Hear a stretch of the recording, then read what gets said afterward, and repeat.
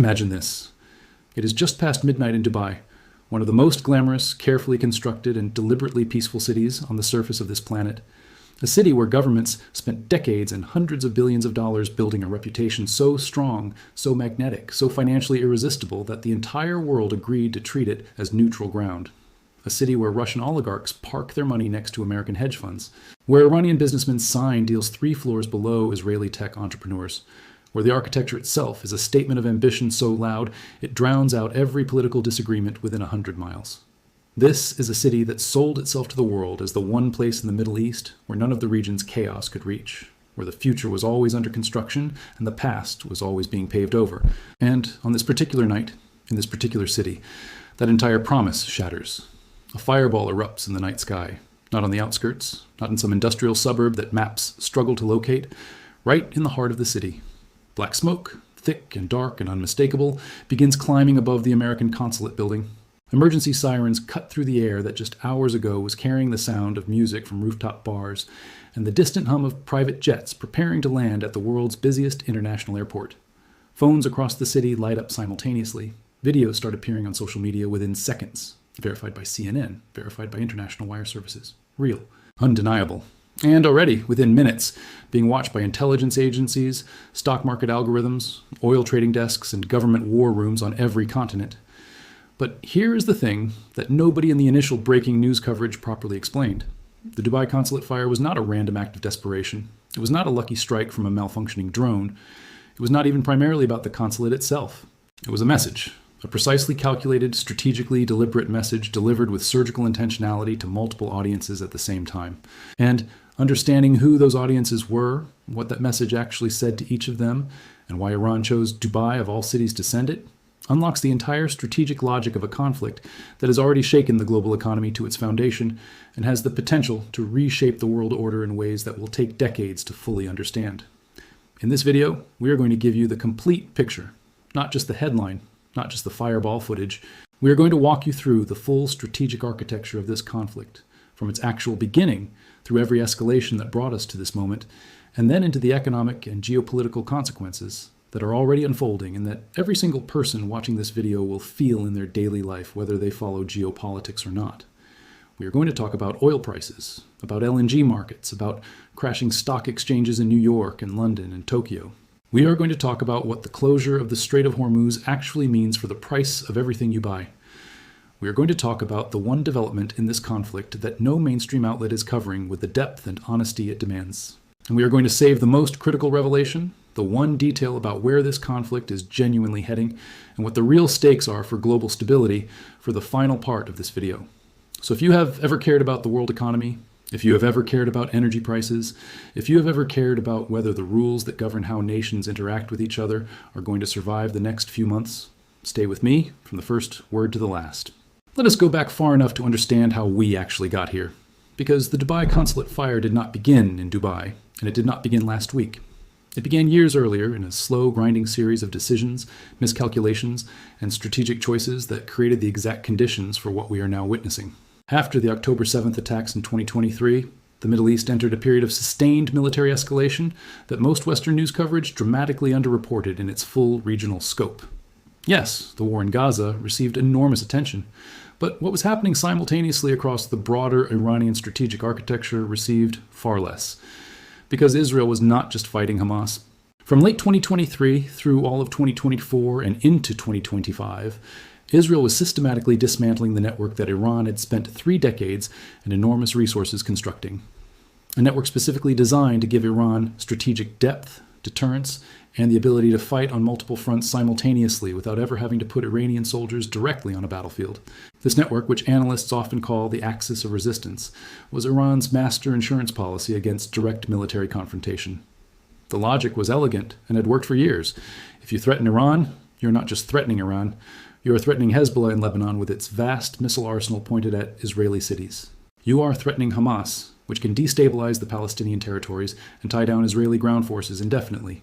You are threatening the Houthis in Yemen, who can fire missiles across the Red Sea and disrupt global shipping lanes. You are threatening dozens of armed militia groups across Iraq and Syria who can hit American bases with drones and rockets. This network of proxies meant that any state that even considered striking Iran directly had to wargame a multi-front conflict against enemies distributed across 6 countries simultaneously. It was deterrence by complexity, and it was extraordinarily effective for a very long time. And then, piece by piece, strike by strike, it began to fall apart. Hezbollah suffered devastating losses in the 2024 Lebanon conflict. Hamas in Gaza was dismantled as a governing and military force.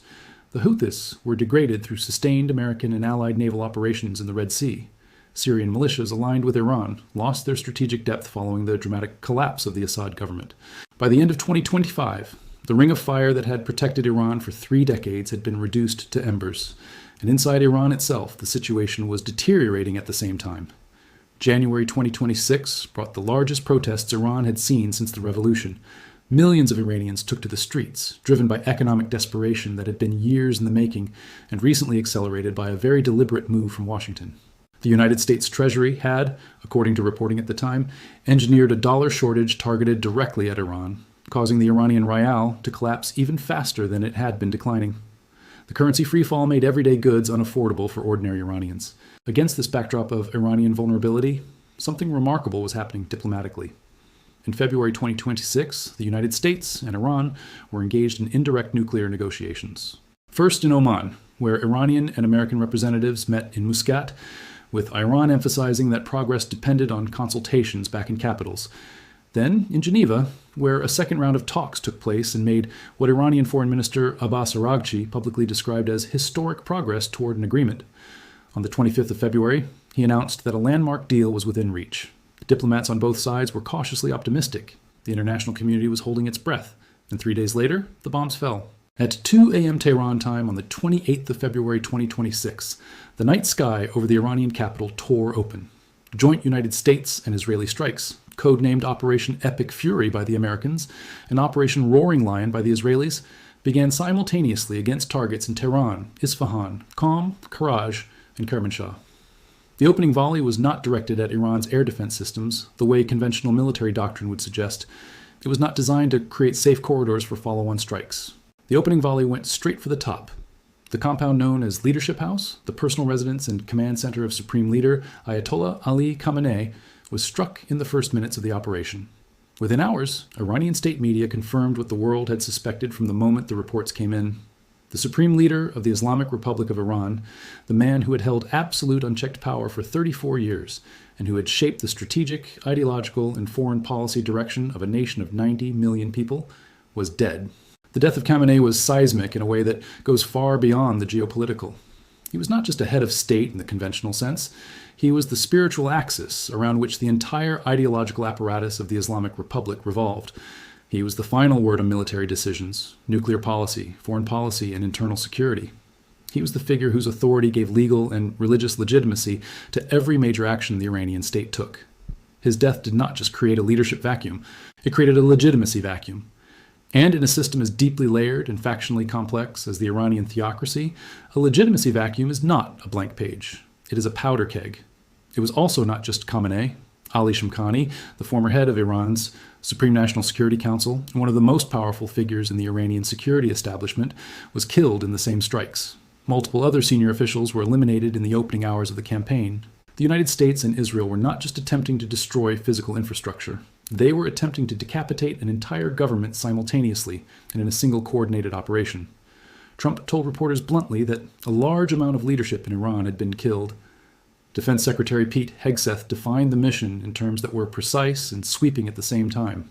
Operation Epic Fury, he said, had 4 objectives: destroy Iranian offensive missiles, destroy Iranian missile production facilities, destroy Iran's naval capacity, and ensure that Iran never acquires nuclear weapons.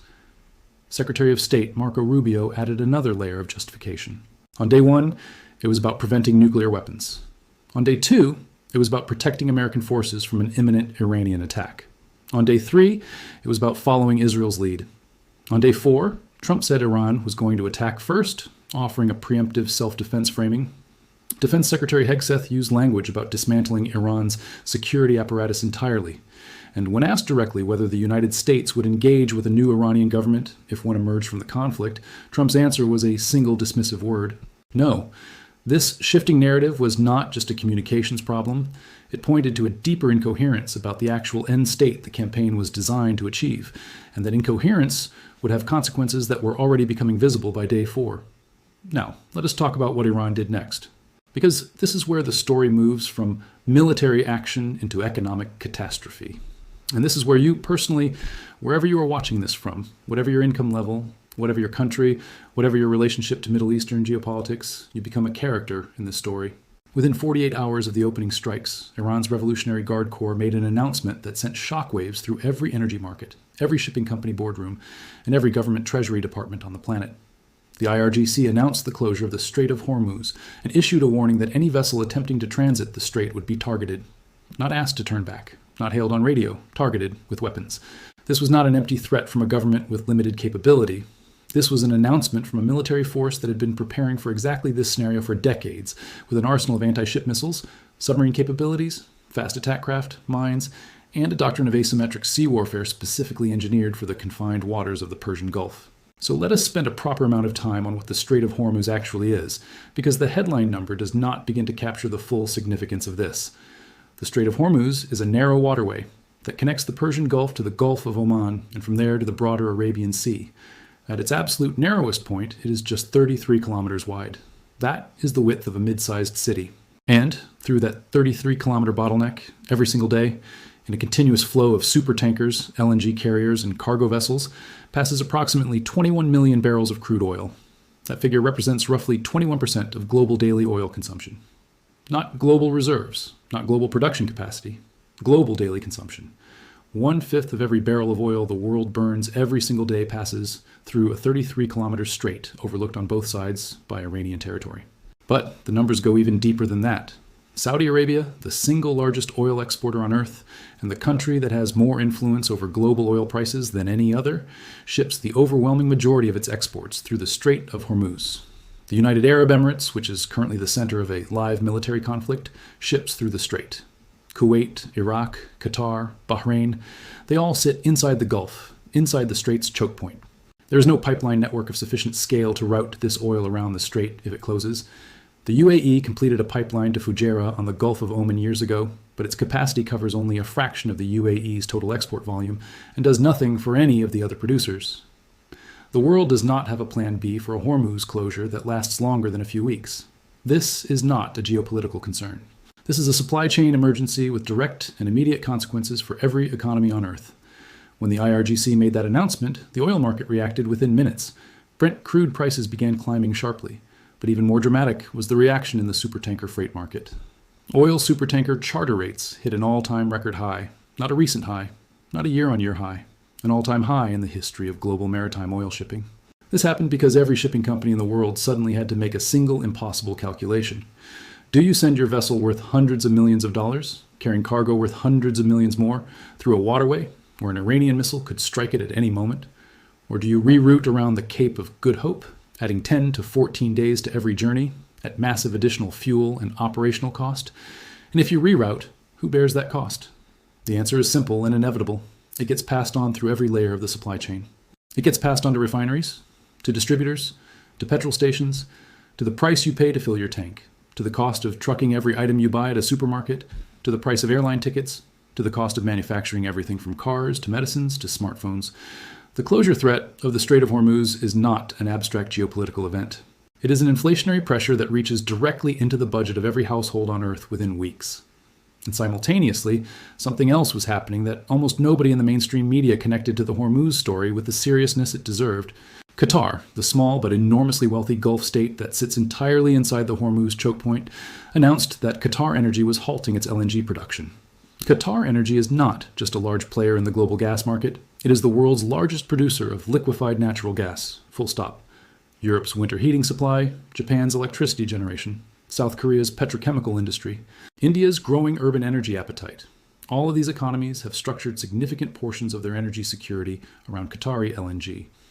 And it had stopped production because Iranian attacks had struck Qatar Energy's operational facilities at Ras Laffan and Mesaid, Qatar's industrial heartland, the physical infrastructure through which all that LNG flowed. Think about the sequence here. The world's largest oil choke point is threatened with military closure. And simultaneously, the world's largest LNG producer shuts down production. These two events, overlapping within 48 hours of each other, represent a simultaneous compression of both primary forms of fossil fuel energy from the most energy-rich region on the planet. There is no modern historical precedent for this. There is no model that fully captures what happens to global energy markets when these two events occur at the same time. The spot price for LNG began moving in ways that analysts described as historic. European governments, still carrying the psychological scars of the 2022 Russian gas supply crisis, immediately convened emergency energy security meetings. Asian buyers began calling every alternative supplier they could reach, from Australia to the United States to Norway, trying to source replacement volumes in a market where replacement volumes simply did not exist at the scale required. The short-term shock was visible immediately, the medium-term consequences were still being calculated, and in the stock markets, the carnage was already deeply visible by day 4 of the conflict. On the morning of the 4th day, as the Dubai Consulate fire was still being discussed on every news channel, U.S. stock markets opened and immediately cratered. The Dow Jones Industrial Average dropped over 900 points at the opening bell. The Nasdaq Composite fell more than 8% in the first hour of trading. European markets had been selling off aggressively all morning. The Pan-European Stocks 600 index fell 7%, extending steep losses from the previous session. Bank shares were down almost 4% across European markets. Insurance stocks dropped over 4%. Mining stocks fell nearly as much. Energy stocks, which you might expect to be rising on higher oil prices, were caught in the crossfire of general risk-off sentiment and operational uncertainty. Even defense sector stocks, which had been the one bright spot in the previous days of the conflict, turned negative. The market was signaling something that all the official statements and military briefings were not saying clearly. This situation had moved beyond a limited strike campaign and into something with genuine, sustained, and deeply uncertain economic consequences. Trump's response to the Hormuz closure threat was characteristic. He announced that he had ordered the Development Finance Corporation to provide political risk insurance and guarantees for maritime shipping lines traveling through the Gulf at very reasonable prices. He also indicated that U.S. naval forces would escort commercial tankers. These were the right announcements to make. But here is the gap between the announcement and the reality that every maritime analyst, every naval strategist, and every Lloyd's of London insurance underwriter understood immediately. Offering insurance against Iranian missile strikes and actually preventing Iranian missiles from hitting ships are fundamentally different propositions. The U.S. Navy has extraordinary capability. The Fifth Fleet, based in Bahrain, can project enormous force across the Gulf. But the Strait of Hormuz's physical geography is deeply favorable to the defending shore-based force, not to the naval power trying to keep the passage open. The navigable channel for supertankers is narrow. The Iranian coastline overlooks it from the north. The IRGC has spent decades positioning mobile anti-ship missile batteries, deploying fast attack craft, and training specifically for the scenario of controlling these waters against a superior conventional naval opponent. The market's reaction, as evidenced by those all-time high supertanker rates, told you exactly what the sophisticated insurance and shipping industry thought about the practical enforceability of those American escort guarantees. Now let us bring you into the full picture of what was happening to the Gulf states themselves, because the Dubai consulate strike was just one event inside an enormous, multi-country, multi-vector assault that Iran launched simultaneously across the entire Gulf region. And the scale of it, when you lay it out properly, is unlike anything the modern Gulf has ever experienced. On the first full day of Iran's retaliation, the UAE alone absorbed 137 ballistic missiles and 209 drones. Those numbers are not typos. That is one country on one day. UAE air defenses, among the most sophisticated in the region, with a combination of Patriot missile systems, THAAD batteries, and locally developed interceptors, worked at maximum operational tempo. They intercepted the enormous majority of incoming fire. But even 95% effectiveness against 346 combined projectiles means 17 items getting through or creating debris fields that cause secondary damage. And that is exactly what happened. The interception debris alone was falling across populated urban areas, causing damage to buildings, vehicles, and infrastructure across Dubai and Abu Dhabi. Palm Jumeirah, the artificial palm-shaped island that has become perhaps the single most recognizable piece of real estate in the entire Middle East, was hit by debris. The Fairmont. The Palm Hotel, a property that markets itself as one of the premier luxury destinations in the region, sustained a direct impact from a Shahed-type drone that caused a large explosion and fire. 4 people were injured. Windows in buildings across the nearby area shattered. The Burj Al Arab, that iconic sail-shaped structure that has been the visual shorthand for Dubai's ambition in 1,000 magazine covers and travel brochures, sustained structural damage from falling debris. Dubai International Airport, the world's busiest airport measured by international passenger traffic, was struck during the overnight hours. 4 staff members were injured. The facility sustained what officials carefully described as minor damage. But in an airport handling 90+ million passengers annually, any operational disruption has immediate cascading effects on thousands of flights, hundreds of thousands of passengers, and dozens of connected economies. And then came this specific event that every American diplomat, every State Department official, and every foreign policy analyst was watching most closely. The Iranian drone strike on the US Consulate in Dubai. The confirmed reports were precise and carefully worded. A single drone struck the parking lot immediately adjacent to the main chancellery building of the consulate. The impact started a fire. Videos verified by CNN and multiple international outlets showed heavy black smoke rising above and behind the consulate building. Dubai's government media office issued a statement confirming the fire, and later confirming it had been contained and extinguished. Secretary of State Marco Rubio, speaking to reporters on Capitol Hill, confirmed the strike. He said a drone had struck the parking lot, set off a fire, and that all personnel were safe because the consulate had already been reduced to bare bones, staffing in anticipation of exactly this kind of escalation. But the sentence that Rubio added after those factual details is the one that deserves the most analytical attention in this entire discussion of the consulate attack. He said, "Our embassies and our diplomatic facilities are under direct attack from a terroristic regime." That framing that specific language was not chosen randomly. It was crafted to place Iran's actions in the category of terrorism rather than conventional military retaliation. And that categorization has enormous legal, political, and strategic implications for how the United States government can respond, what congressional authorities it can invoke, what allied support it can claim, and what international legal frameworks it can mobilize. Words in geopolitics are not decoration. They are weapons of their own kind. And Rubio's choice of those specific words told you a great deal about the legal and political architecture the administration was building around this conflict. Now let us talk about what that consulate strike actually communicated to the UAE government, because that is arguably its most important strategic dimension. The UAE has spent 20 years building a foreign policy identity based on a single proposition. We are too economically valuable, too diplomatically connected, and too carefully neutral to become a battlefield. The UAE signed the Abraham Accords with Israel in 2020 and simultaneously maintained back-channel relationships with Iran. It hosted hundreds of thousands of Iranian expatriates and processed billions of dollars in informal Iran-linked trade through its free zones. It sent diplomatic signals to Tehran with one hand and hosted American military infrastructure with the other. This balancing act, walking the tightrope between Washington and Tehran without fully committing to either, had been the cornerstone of UAE foreign policy for a generation. Iran's decision to strike the U.S. consulate in Dubai was a direct, deliberate, and precisely calculated assault on that entire strategic identity. The message was not subtle. Your neutrality means nothing. Your economic importance means nothing. Your careful diplomatic engineering means nothing. You are hosting American assets on your soil. Those assets are targets. And if you host targets, you become a battlefield, regardless of what you prefer. It was coercive diplomacy executed with a drone, and it worked in the sense that it achieved an immediate and dramatic response. The UAE, within days of the strike's beginning, closed its embassy in Tehran and recalled its ambassador and all diplomatic staff. The entire architecture of managed coexistence that UAE diplomats had spent years carefully constructing collapsed in a matter of days. The Saudi situation was equally dramatic and equally revealing. 2 drones struck the U.S. embassy compound in Riyadh. Part of the roof collapsed. A fire broke out inside the building. Black smoke was photographed rising above Riyadh's diplomatic quarter. Saudi Arabia's foreign ministry condemned what it called a flagrant Iranian attack.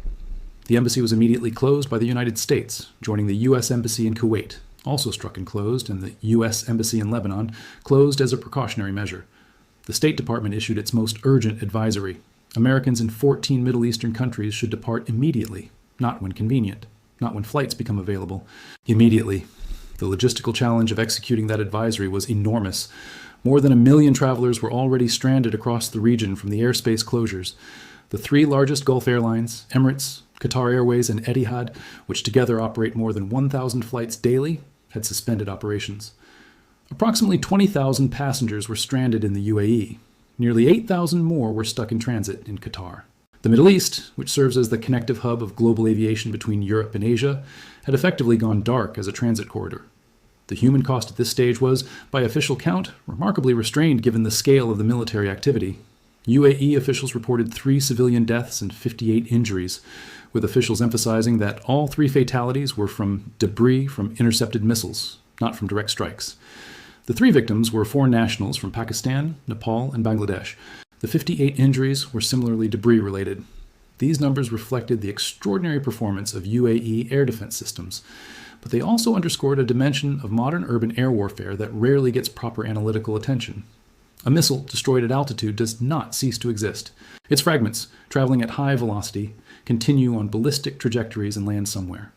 In a densely built urban environment like Dubai or Abu Dhabi, those fragments land on rooftops, on roads, on parked vehicles, on people who had nothing to do with any of the political decisions that created this situation. In Kuwait, the human cost was dramatically higher, and it cut to the center of American military operations in the region. A drone strike on a port facility called Port Shuaiba killed 6 American service members. They were not special operations forces. They were not frontline combat troops. They were logistics and sustainment soldiers from the Army Reserve, from the 103rd Sustainment Command based in Des Moines, Iowa.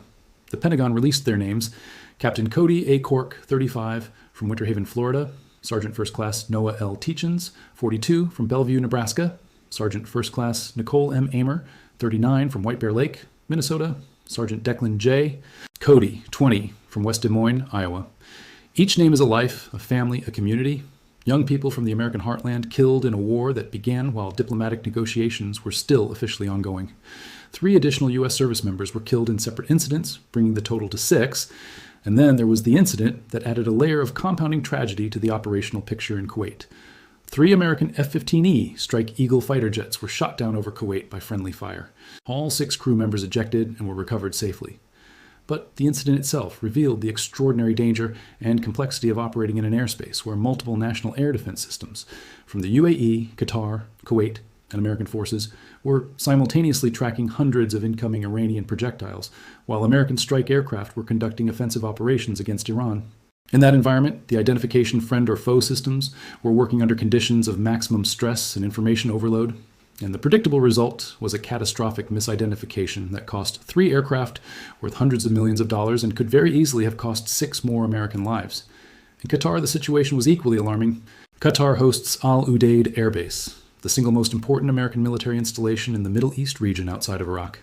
The base serves as the forward headquarters for U.S. Central Command air operations. It houses dozens of American aircraft, including B-52 bombers, F-15s, and refueling aircraft that are essential to sustaining the operational tempo of the campaign against Iran. 2 Iranian missiles struck Al Udeid directly. A drone hit an early warning system at the base. Qatar's own Air Force shot down 2 Iranian Su-24 fighter jets that were approaching Qatari airspace. And simultaneously, Qatar Energy's decision to halt LNG production was creating a secondary energy shock that, as we discussed earlier, reverberated across global gas markets with immediate force. The Bahrain situation brought the conflict to within kilometers of the American naval base that serves as the home of U.S. Fifth Fleet. Iranian drones struck residential buildings in Manama. The civil defense was activated for firefighting and rescue across multiple sites. The Mina Salman port in Bahrain was struck, causing a fire. An Iranian strike on the Ras Tanura refinery in Saudi Arabia, the single largest domestic oil refinery operated by Saudi Aramco, caused a fire that Saudi officials attributed to debris from an intercepted Iranian drone. Iran's state-linked media denied targeting Aramco specifically, with an unnamed Iranian military source claiming through Tasnim news agency that the Aramco attack was actually an Israeli false flag operation designed to draw Saudi Arabia more deeply into the conflict against Iran. That claim deserves a moment of examination because it illustrates something important about the information environment in this conflict. Both sides, and multiple allied and proxy actors, are simultaneously shaping the narrative about what is happening and why. Iran has strong incentives to portray itself as a defender against aggression. The U.S. and Israel have strong incentives to portray Iran as an unprovoked aggressor targeting civilian infrastructure. Saudi Arabia has incentives to present itself as an innocent victim of Iranian aggression to justify whatever policy choices it makes next. Every public statement, every official denial, every attributed quote from an anonymous military source is a move in an information warfare campaign running in parallel to the physical conflict. Evaluating what is actually happening requires triangulating across multiple sources and maintaining a high degree of skepticism toward any single narrative. Now let us go to Tehran and to Israel's operations there, because while the Gulf states were absorbing Iranian retaliation, the original theater of the U.S.-Israeli campaign was still burning at full intensity, and some of the decisions Israel was making in Tehran were going to have consequences that extended far beyond the immediate military campaign. Israeli forces launched fresh strikes on key Iranian government targets throughout the 4 days of conflict. The state broadcaster complex, the Islamic Republic of Iran broadcasting headquarters, was struck in a separate Israeli air operation. Iran's parliament building was reported to have been targeted. The presidential office complex was hit. These were not military installations in the narrow technical sense. They were the administrative organs of a functioning national government, and their destruction was part of an explicit strategy to prevent the Iranian state from operating coherently. But the most strategically revealing Israeli target of the entire campaign was the Assembly of Experts building in the city of Qom. The Assembly of Experts is the constitutional body of 88 senior Islamic scholars whose sole unique function is to appoint Iran's supreme leader. Following Khamenei's death, the Assembly was convening an emergency session to begin the process of selecting his successor. And Israel struck the building they were meeting in. Let that sink in fully. Not a missile factory, not a military command center, not an air defense battery. The room where religious scholars were gathering to exercise their constitutional authority to choose their country's next leader. This was not collateral damage or targeting error. This was a deliberate strategic choice designed to prevent Iran from having a stable political succession. The strategic logic behind that choice, if you accept its internal coherence, is as follows. If Iran cannot establish a legitimate successor government, if the political succession process is disrupted or paralyzed, Iran remains in a state of leadership vacuum that limits its ability to command and coordinate its military forces, negotiate internationally, and project the kind of coherent strategic decision-making that makes a state a dangerous long-term adversary. Preventing the assembly from meeting was, in this framework, an attempt to extend the operational benefits of Khamenei's killing into a permanent institutional disruption. The problem with this logic, and it is a profound problem that history warns about with great consistency, is that disrupting state succession does not produce the political paralysis you are aiming for. It produces something far more dangerous. When a centralized leadership structure is destroyed without a clear successor in place, what fills the vacuum is not compliance or collapse. It is factional competition, institutional fragmentation, and the emergence of multiple competing centers of authority. In Iran's specific case, this means the Islamic Revolutionary Guard Corps, which has its own command structure, its own financial resources running into the tens of billions of dollars annually, its own ideological training systems, and its own deeply committed officer corps, does not simply stand down because the Assembly of Experts was prevented from meeting. It becomes more autonomous. It becomes potentially more extreme, because without civilian political oversight from a functioning supreme leader, the IRGC's internal hardliners face fewer constraints on their decision-making. And it becomes harder to negotiate with, because there is no single authority whose agreement would bind the organization. And in this context, the question of Iran's nuclear program becomes the most critical variable in the entire conflict's future trajectory. Here is the central strategic paradox that every serious analyst of this conflict must confront directly. The stated justification for the American-Israeli military campaign was, in significant part, to permanently prevent Iran from acquiring nuclear weapons.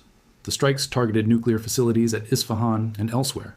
Centrifuge infrastructure was destroyed. Personnel with nuclear expertise were killed. The physical capacity for uranium enrichment was degraded, possibly by years. In the narrow technical sense of, did you set back the program? The answer is probably yes. But in the broader strategic sense of, did you reduce Iran's motivation to pursue a nuclear deterrent? The answer is the opposite of yes. You maximized it. If you are an Iranian military planner sitting in a bunker, watching your country be struck with impunity by the combined air power of the United States and Israel, the lesson you are absorbing in real time is not that nuclear weapons are unnecessary. The lesson is that nuclear weapons are the only thing that would have prevented this. You're watching the lived contrast between North Korea, which pursued its nuclear program to completion despite enormous pressure, and now sits behind an impenetrable deterrence wall, and Iran, which allowed negotiations and diplomacy to delay its program, and is now on the receiving end of exactly the kind of military campaign North Korea's nuclear deterrent prevents anyone from attempting against Pyongyang. That comparison does not produce a decision to abandon the nuclear program. It produces a decision to rebuild it as fast as possible, with whatever survives. Physical destruction creates delay, not elimination. This is one of the most consistently proven lessons of the entire history of state nuclear programs. Pakistan was sanctioned and pressured for years and finished its program. India the same, North Korea the same. The scientific knowledge, the engineering expertise, the technical manuals, the trained personnel who survive, these are not destroyed by airstrikes. They persist and they rebuild. And the crucial difference in Iran's case post-strikes versus pre-strikes is that the incentive to rebuild has never been higher. The justification to the Iranian people for doing so has never been more viscerally obvious, and the political leadership that previously had to balance nuclear ambition against diplomatic engagement with the West is now gone, replaced by a military-dominated transitional authority, with every reason to prioritize national defense above all else. Meanwhile, in Lebanon, the ceasefire that had held with varying degrees of fragility for over a year was effectively over. Hezbollah, which had been remarkably restrained since the 2024 ceasefire agreement, launched retaliatory strikes against Israel following Khamenei's assassination. Israeli forces were ordered to advance further into Lebanese territory. A hotel near Beirut was struck in Israeli operations. Lebanese civilians began evacuating Daya, Beirut's southern suburb, in large numbers. The Israel-Lebanon front, which had been cold for months, was heating up rapidly, adding a second major front to an already overwhelming operational picture for the Israeli Defense Forces. The global economic consequences of all of this were accumulating at a pace and scale that no single market metric could fully capture. More than 1 million travelers stranded worldwide. Aviation networks disrupted across Europe, Asia, and Africa as the Middle East hub model. The three-airport system of Dubai, Doha, and Abu Dhabi that connects the world through the Gulf went dark. Global insurance markets going haywire as underwriters tried to price in risks for which their existing models had no historical precedence. Supply chain disruptions beginning to be felt in industries from automobile manufacturing to pharmaceutical distribution, because the Middle East is not just an energy producer, but a critical logistics corridor. And the fiscal pressure on Gulf state governments, who were simultaneously spending enormous resources on air defense operations and emergency civilian response, while watching their oil export revenues threatened by the very conflict their infrastructure was defending against. The United States, meanwhile, was escalating rather than looking for an off-ramp. Trump told reporters that U.S. forces were substantially ahead of schedule in their operations and had capabilities to sustain the campaign far longer than the original 4 to 5 week projection. And the administration was actively preparing for more. B-2 stealth bombers were already in operation over Iran. U.S. Central Command had declared its mission as nothing less than dismantling the Iranian regime's security apparatus entirely. The Democratic opposition in Congress was largely united against the war. Several Republican senators were raising procedural and constitutional questions about whether the War Powers Act had been properly followed, though Trump had technically informed Congress of the authorization of strikes. The gang of 8 congressional leaders had been briefed before the operation began. The legal basis was being contested, but the political will to actually halt the operation through congressional action was not clearly present. Russia was watching carefully and not helpfully. Higher oil prices, which the Hormuz crisis was driving sharply upward, directly benefit Russia's war-strained economy. Every dollar of increase in the global benchmark price of crude is money flowing into Russian coffers that help sustain their operations in Ukraine. Russia had no strategic interest in a quick de-escalation of a conflict that was generating its best economic tailwind in 2 years. Beijing was watching with even more concentrated concern. China had been buying Iranian crude at heavily discounted prices, providing Tehran with the foreign exchange lifeline that kept the Iranian economy functioning under sanctions. China also has massive port and infrastructure investments across the Gulf, through Oman, through UAE, and through Saudi Arabia. A fundamental restructuring of the Middle Eastern political order, led by Washington and Tel Aviv, would dramatically alter China's strategic position in a region it has spent the last decade cultivating as a counterbalance to American maritime dominance. And then there was the strike that no military briefing foregrounded, but that will carry consequences longer than almost any other single action in this entire conflict. Israel's strikes in Tehran caused damage to the Golistan Palace. The Golistan Palace is a UNESCO World Heritage Site. It dates back to the Safavid period and was significantly expanded under the Qajar dynasty. It is one of the most historically significant architectural complexes in all of Iranian history, a symbol not of the Islamic Republic, but of Persian civilization itself, of thousands of years of cultural continuity that predates every living political actor in this conflict by centuries. Striking it was not a military necessity. It was a message, a civilizational statement, and that statement is being heard not just in Iran, but across the entire Muslim world, across the global south, across every country that has been watching this conflict and trying to decide whose side history will judge to be right. This is where we arrive at the question that everyone watching this video, everyone following this conflict, everyone concerned about global stability needs to sit with, honestly. We are now on day 4 of a war that began while negotiations were still officially ongoing. A war whose stated objectives have shifted almost daily. A war being fought with the declared aim of regime change in a country of 90 million people with a deeply entrenched political system and a revolutionary guard with its own command authority. A war that has simultaneously threatened to close the world's most critical oil choke point, shut down the world's largest LNG producer, crashed global stock markets, stranded over 1 million travelers, killed 6 American soldiers from Iowa and Nebraska and Minnesota, and eliminated the supreme leader of a nation that was just weeks away from what its own foreign minister described as a historic diplomatic agreement. And the end state is unclear.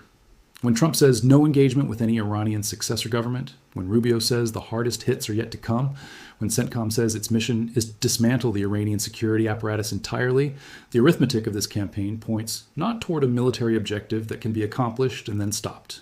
It points toward an open-ended military campaign against an adversary that has enormous capacity to inflict economic damage on the global energy system, that has already demonstrated willingness to expand the conflict to every corner of the Gulf, and whose incentive to pursue asymmetric means of resistance, including potentially nuclear, only grows with every passing day of bombardment. The Dubai Consulate fire, the black smoke rising above one of the world's most carefully curated symbols of prosperity and stability, was not just an attack on a building. It was the moment when the last illusion of limited, contained conflict was burned away. It was Iran saying to the Gulf states, to the world, and to Washington, there are no neutral spaces in this war. There are no safe harbors. Every asset, every embassy, every oil facility, every airport, every supertanker in that strait is now inside the radius of this conflict. And the world that existed before that drone struck that parking lot in Dubai, the world where the Gulf was a stable, predictable hub of global commerce and a safe landing zone for global capital, that world does not come back easily. It does not come back with a ceasefire announcement or a diplomatic statement or a stock market recovery. It comes back slowly, if it comes back at all, through years of painstaking confidence-building infrastructure repair and political reconstruction. The Strait of Hormuz is still under threat right now as you watch this. Qatar Energy's production shutdown is still affecting global LNG markets. The stock markets have not recovered. The American embassies are still closed across the region. 6 families in Iowa and Florida and Nebraska and Minnesota are grieving. And somewhere in a fortified facility in Iran, a succession council is trying to establish enough legitimacy to govern a country of 90 million people who just watched their supreme leader get killed in his own compound, while their negotiator in Geneva was telling the world that a peace deal was within reach. What happens next is not written yet. The decisions made in the next 2 weeks by Washington, by Tehran's surviving leadership, by Beijing, by Moscow, by Riyadh and Abu Dhabi and Doha, by the oil markets and the insurance markets and the shipping companies and the central banks, all of those decisions together will determine whether this conflict reaches some form of managed pause, or whether it deepens into something the historical record will struggle to find a comparison for in its scale and consequence. There are 3 scenarios that serious analysts are currently running. The first, the most optimistic, is that back-channel communication through Oman or Qatar produces a quiet ceasefire agreement within 2 to 3 weeks. Iran's new transitional council, recognizing that continued military escalation produces only more devastation for the Iranian state and people, agrees to suspend all retaliatory operations in exchange for a pause in U.S. and Israeli strikes. The Strait of Hormuz reopens. LNG production in Qatar resumes. Oil markets stabilize. This scenario requires both sides to step back from public rhetoric that has already committed them to escalation, and it requires Trump to accept something short of the complete regime dismantlement his officials have been publicly promising. It is possible. But the public messaging from Washington makes it politically difficult to execute without appearing to have backed down. And in the current domestic political environment, that calculus is not easy. The second scenario is a prolonged military campaign at medium intensity. Strikes continue, but are focused more selectively on nuclear and missile infrastructure, with less targeting of civilian government buildings and symbolic sites. Iran continues its asymmetric retaliation through proxy forces, and Gulf strikes, but at lower operational tempo, recognizing that maximum retaliation invites maximum U.S. response. The Strait remains technically open, but heavily contested, with insurance costs keeping commercial shipping at reduced volumes. Qatar Energy gradually restores partial production. Global energy markets remain elevated, but not in full crisis. This scenario can persist for months. It produces sustained economic damage, sustained humanitarian cost in Iran, continued regional instability, but it does not trigger the kind of immediate global catastrophe that the worst-case scenario implies. It is the kind of war that can become normalized in news cycles while quietly doing enormous damage to every system it touches. The third scenario, the one that keeps the serious analysts awake at 3 in the morning, is full escalation. Iran executes a large-scale mining operation in the Strait of Hormuz. A supertanker is struck and either sunk or forced to beach itself in the navigable channel. Oil prices spike to levels that crash the global economy into recession within weeks. Iran's surviving military command, free from the moderating influence of a supreme leader trying to balance deterrence against economic survival, makes the decision to activate whatever nuclear capabilities remain, however degraded. China, watching American dominance of the Middle East reach a point that it calculates as strategically intolerable, takes a series of steps in the South China Sea and Taiwan Strait that force Washington to manage 2 simultaneous crises. Russia accelerates military operations in Ukraine. calculating that American attention and military resources are maximally stretched. And somewhere in this cascading, accelerating sequence of events, a miscalculation by any one of a dozen actors produces the kind of incident that historians, looking back decades from now, will describe as the moment when the post-Cold War order finally ended. That third scenario is not inevitable. It is not even the most likely. But it is within the range of realistic possibilities in a way that it was not even 2 weeks ago. And the fact that it is within that range is itself a consequence of the decisions that led to the Dubai consulate fire. Every step in a conflict of this kind narrows the range of outcomes while simultaneously raising the stakes of each remaining possibility. The space for diplomatic maneuvering gets smaller. The domestic political pressure on every leader to appear strong gets larger. The number of actors with the ability to trigger escalation through independent action increases. And the gap between the stated objectives of the campaign and any realistic achievable outcome grows wider with every passing day. What the media is not showing you about the consulate fire is the full weight of everything that surrounds it. The economic architecture that has already been damaged, possibly irreparably in the short term. The strategic logic that produced it and that continues to drive escalation rather than restraint. The global population of ordinary people who had nothing to do with any of these decisions, but whose energy bills, whose food prices, whose pension fund values, whose travel plans, and whose economic futures are being written by the choices made in war rooms they will never see. That is the story of the Dubai consulate fire.